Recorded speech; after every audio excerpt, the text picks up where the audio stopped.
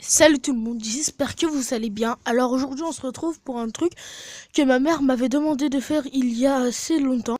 Donc je me retrouve pour faire une histoire d'un jeune garçon. Je vous en dis pas plus. Ciao ciao et bonne vidéo. Salut tout le monde. Alors aujourd'hui on se retrouve pour une histoire que j'ai inventée. Bien sûr sans script rien, j'invente juste là, je fais de l'improvisation. Donc c'est parti.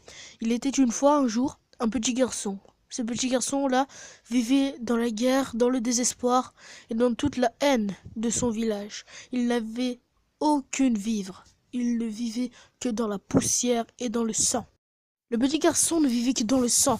Il avait envie de haine contre tous ceux qui avaient attaqué son village.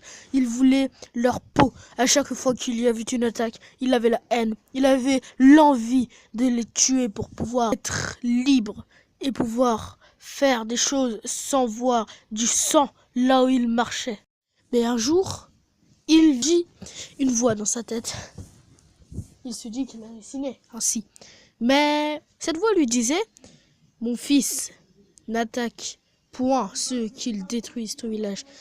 Le garçon lui répondit: mais pourquoi? Je ne fais rien de mal, je cherche qu'à venger mon peuple.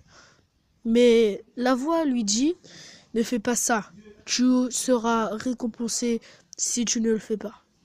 Le petit garçon y réfléchit et trouve une solution à tout cela. Sa solution était de ne point tuer, mais d'aider son peuple à tuer. Même si la voix dans sa tête lui répétait sans cesse que c'était mal d'obliger son peuple à assassiner des gens qui l'avaient attaqué. Même son peuple lui disait: il ne faut pas tuer ceux qui attaquent notre peuple. Des amis nous le disent.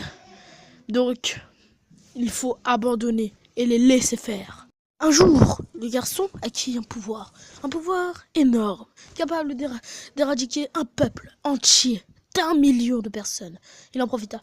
Il alla dans le peuple ennemi, mais malheureusement se fit prendre. Il se fit kidnapper.